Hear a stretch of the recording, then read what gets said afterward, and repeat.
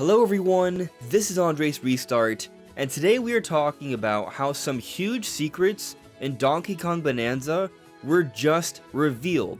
IGN has conducted an interview with the developers of Donkey Kong Bananza, and we've learned a great deal about the beginning of this game, the development of this game, the inspirations going into this game, and we've also gotten some pretty interesting clues about other secrets about this game as well that we'll certainly be further speculating on today. There is much to dive into. But before going forward, let me point out, I have this goal to reach 60,000 subscribers, so if you find yourself enjoying my content, your subscription would be appreciated. So diving into this interview here, right from the beginning before even getting into the Q&A, Rebecca Valentine, the writer of this article, talks about how Kenta Motokuda is the producer of Donkey Kong Bananza, and Kazuya Takahashi is the director. And this is actually a very, very big deal. So Kenta Motokuda was the director of Super Mario Odyssey and is now the producer, and a lot of people have been conflating the two. No, Motokuda was not the producer of Mario Odyssey, he was the director, and so he's gone up the hierarchy here. There is a difference. And then also, the new director is Kazuya Takahashi, who has only recently come to Nintendo. Taking a look at his history here, you see he used to work for Sega, and then Square Enix, and then Luminous Productions. This site has yet to update his latest history, where he is now working for Nintendo. So this person is relatively new to Nintendo, but he is the director for Donkey Kong Bananza. And so I talk about this stuff first because there's been this story going around that Donkey Kong Bananza is being made by the Odyssey team. And while it does appear to be true to an extent here, as we've talked about from other places such as DK Vine and also a friend of the channel Kiwi Talks, they've heard that a younger part of the Odyssey team is working on Donkey Kong Bananza. And so now that we're seeing that Motokuda is the producer and that Takahashi is the director, this supports that idea. So who's directing and producing the 3D Mario game? Because of course Nintendo's gotta be working on a 3D Mario game as well, right? It's been over 8 years since Mario Odyssey. I look at the situation somewhat similar to the Animal Crossing Splatoon situation. So you have Nintendo EPD Production Group number 5 that worked on Animal Crossing and Splatoon. And so considering what's going on at EPD Group 8, the makers of Mario Odyssey, I think it's a situation where they're now working on Mario and Donkey Kong, similar to EPD Group 5 that works on Animal Crossing and Splatoon. But let's dive into the Q&A for this interview here. IGN. Can you both tell me about the conception of Donkey Kong Bananza? What idea or mechanic or theme was at the core of this game's development when it first started? Motokuda. Well, I would say the original impetus for the development of Donkey Kong Bananza was when my boss, Mr. Koizumi, approached our team and asked us to consider working on a 3D Donkey Kong game. And that's when we realized we really needed to know more about Donkey Kong, so he went and spoke to Mr. Miyamoto, the original creator of the character. And Mr. Miyamoto has experience not only working on the Donkey Kong games that he was directly responsible for, but also worked alongside Rare on the Donkey Kong games that they created. And for him, a lot of things that came up were the unique actions that a really strong character like Donkey Kong can engage in. Things like the hand slap or blowing his breath. And I also spoke to Mr. Koizumi, who had served as a director on Jungle Beat. And for him, one thing that was a really important distinguishing characteristic from a character like, say, Mario, is that Donkey Kong has these longer, stronger arms. So he took all these distinctive features of Donkey Kong as a character and tried to think about how we could bring them to play in a new game. Around the same time, we had a programmer who was experimenting with voxel technology. We actually had used this voxel technology in some areas of Super Mario Odyssey previously, where for example you could dig your way through cheese in the Luncheon Kingdom, or you could plow through snow in the Snow Kingdom. So this programmer was engaging in various technical experiments where you might even throw voxels or make a hole having done so. When we realized the compatibility of Donkey Kong's distinctive characteristics being strong and having these large long arms and the possibility of voxel technology, we saw this was a good match that led us to the idea of pursuing destruction as core gameplay in this title. Sorry that answer went a little long, but that's how we went from the opportunity to work on this project initially all the way through to developing the concept that carried us through to the end. So in-house, there was already a desire to go back to Donkey Kong. and they made sure to speak to the father of Donkey Kong, Mr. Miyamoto, Shigeru Miyamoto, to get a better grip on how to handle DK. But also they went to Koizumi, who worked on Donkey Kong Jungle Beat, which I find interesting because we see that inspiration there. In Jungle Beat, Donkey Kong was very strong, he was boxing, fighting a lot, and so they've really taken advantage of the strengths of Donkey Kong here, like literally being able to punch in different directions and destroy all this different terrain, which comes from Nintendo's R&D, their experimentation with different technologies, in this case the voxel technology, which, by the way, I also remember taking note of in Mario Odyssey. It was an interesting little thing they had going on there. And so they greatly expanded upon the concept with Bananza, and for what I've played and seen, it's definitely a new, unique, awesome experience. What sorts of things inspired you all while you were working on Donkey Kong Bananza? I know I've seen a lot of people remarking that someone on the team maybe liked Wreck-It Ralph a lot. Motokura: no, I wouldn't say that we drew inspiration from any one particular source like you're describing, but rather because Donkey Kong has such a long history, we had a lot of different Donkey Kong titles to look at and consider places that we could receive inspiration. So when you mentioned in particular the comments on social media about Wreck-It Ralph, was it some similarity of Pauline to one of the characters in that movie? Yes, it's Pauline riding on the back of Donkey Kong, who's big and strong and Pauline's kinda small. In Wreck-It Ralph, you have Vanellope riding on the back of this big strong fellow who could smash through things. Motokura: yes, as it turns out, from a very early stage in development on Donkey Kong Bananza, the team was discussing what kind of character would be best to accompany Donkey Kong on his travels. And as early as that stage, I do recall that someone had suggested Pauline might be a good choice, but Pauline was not implemented directly into game spec at that time. I think the moment we actually realized we could go in that direction came about as a result of an artist who created some concept art of the zebra transformation. We saw that image and thought it was really fun, so we immediately prototyped it to try out in the game. And when our composer saw that, they decided to create specific music just for that transformation. And the music for it was so good, we thought we could expand on this and turn it into a song, and maybe Pauline would be a good choice to sing that song. And so we then asked a composer to create songs for each of the transformations, and I think that's what really cemented Pauline's place. I think a lot of ideas really fell into place after we decided on Pauline as the accompanying character, so I'll let Mr. Takahashi describe those. So before continuing here, I love the train of thought that's going on with this. So first off, no, this has nothing to do with Wreck-It Ralph. Wreck-It Ralph is inspired from Donkey Kong, that's why there's similarities there, everything else is just coincidence. DK has always had companion characters, and we've seen DK have companion characters right alongside him, like Diddy Kong in the Donkey Kong Country games made by Retro Studios. And so this is already a core element of the DK series, and they had that in mind going into the development of Bananza early on, but they weren't sure which character they were going to use initially. They considered a number of ideas, including Pauline. Considering her history to the Mario and DK world, that makes sense that she was a consideration, but it wouldn't be surprised if Diddy Kong was also in strong consideration as well. But as they progressed and realized different ideas and the component of music, and considering that they're following up Mario Odyssey where Pauline is a singer, they probably connected the dots and realized, oh, what if Pauline sings alongside DK to do different things in this game? And then it all kind of clicked. Continuing here, Takahashi. I think one of the things that really works very well for us in choosing Pauline is that she's human, so she speaks in a language that the player will understand. And our setting is a strange underground world where you're interacting with animals and even rocks that speak in some cases, so it's a lot to take in. I think it's really good for the player to have another human that they can see on screen who is reacting to these strange things, noticing stuff, pointing them out, even giving hints. And in a game where you take destruction as its core gameplay, there's a lot of objects that are hidden waiting to be discovered, so it's really helpful to have information coming to the player as audio cues, so it's not getting in the way of visual information on screen.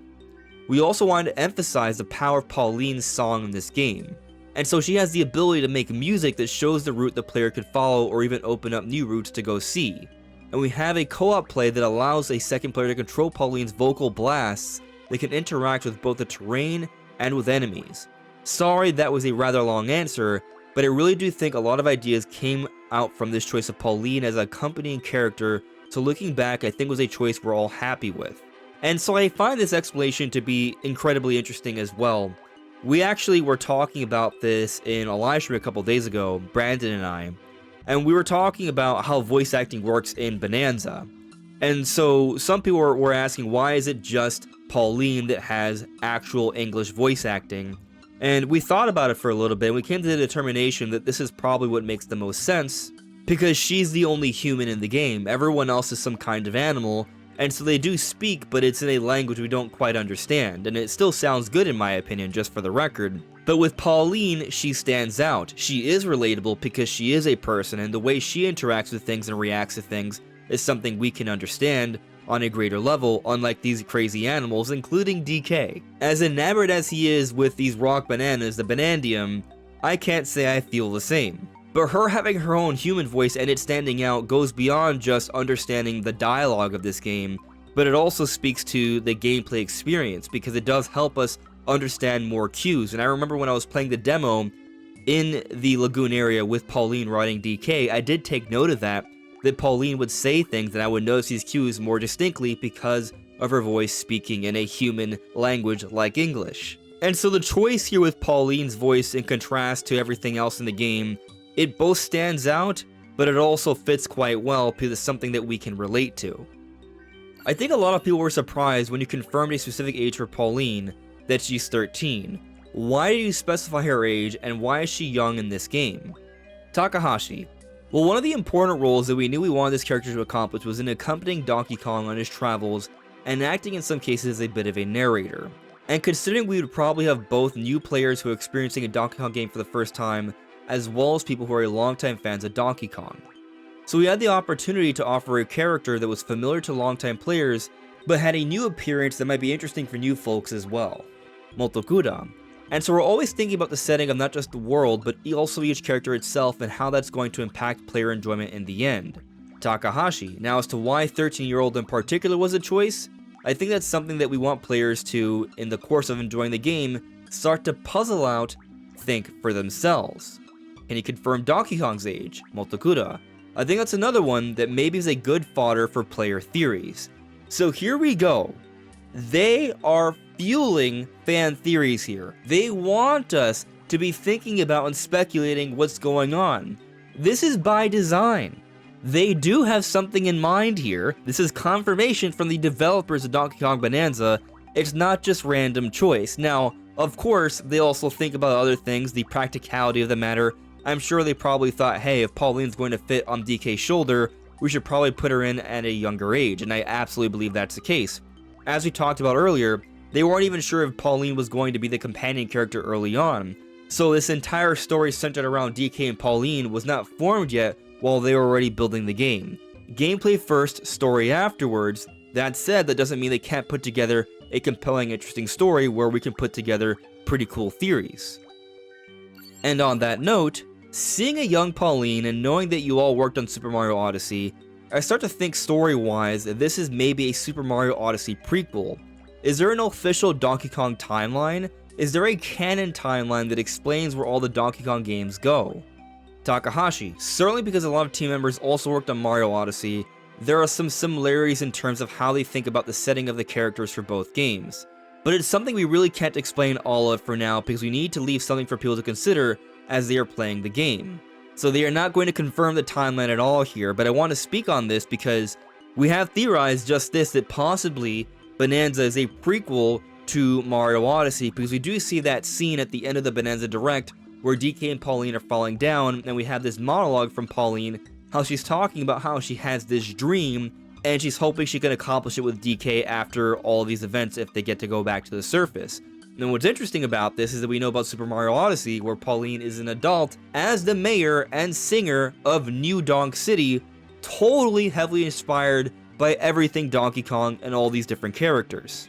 So is Pauline's dream to become mayor of New Donk City and sing on stage in special occasions for this city?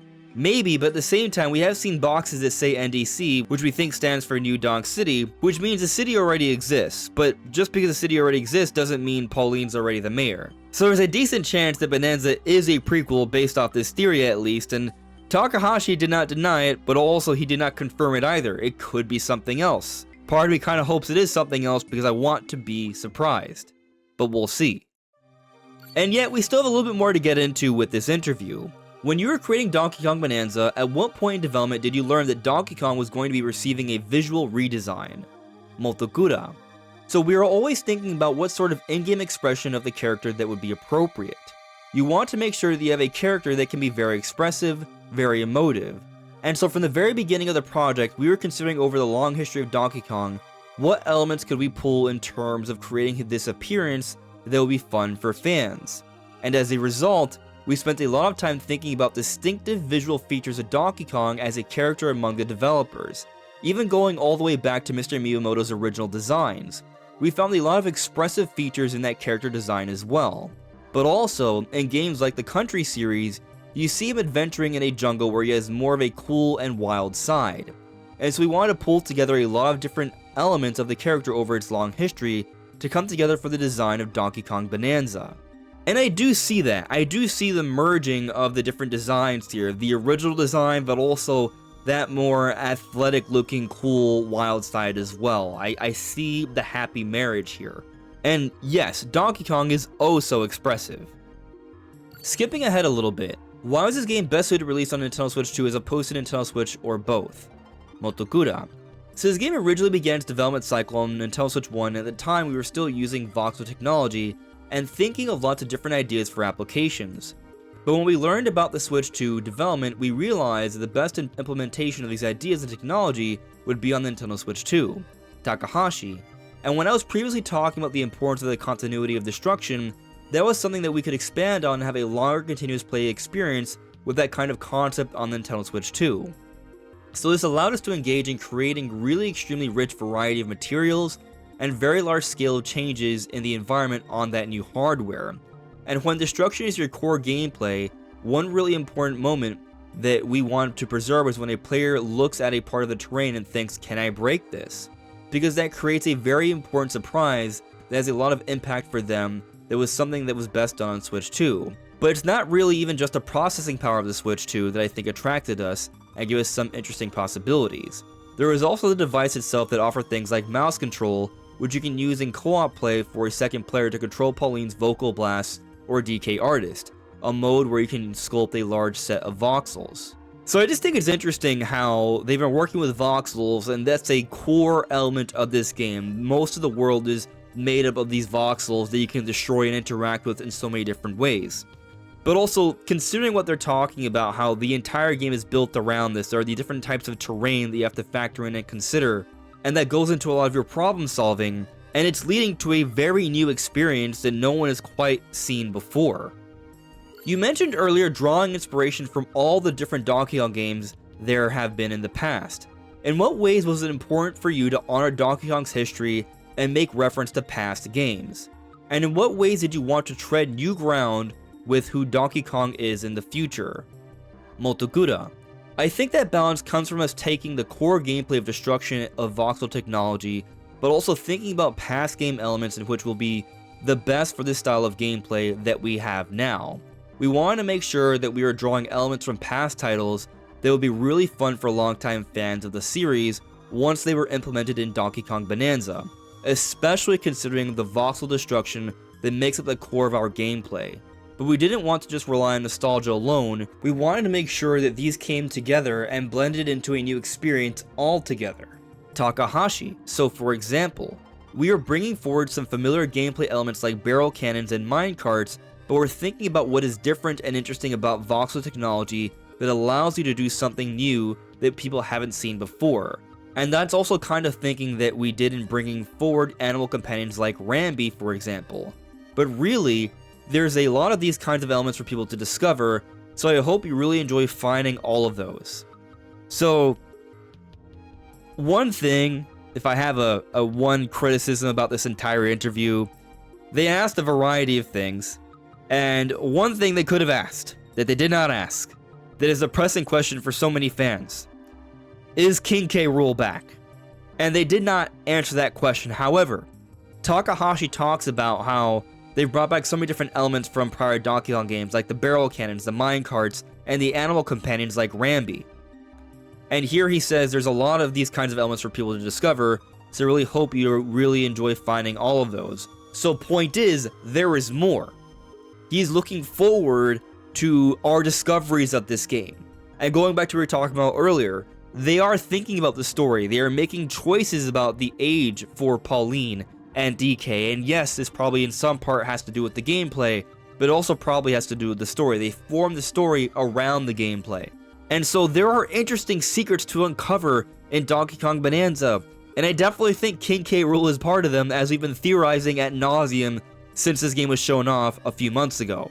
Actually, when I think about it, we've been theorizing about this game for years, since the initial rumors back in 2018. But that's where I'm going to wrap things up here. There are a few little other elements to the interview. You can check it all out. It's linked in the description below. But what do you make of everything that's been revealed so far from the Donkey Kong Bananza team? Let me know in the comments below. I'm so hyped for this game, but I'll see you all really soon. Take care. Bye.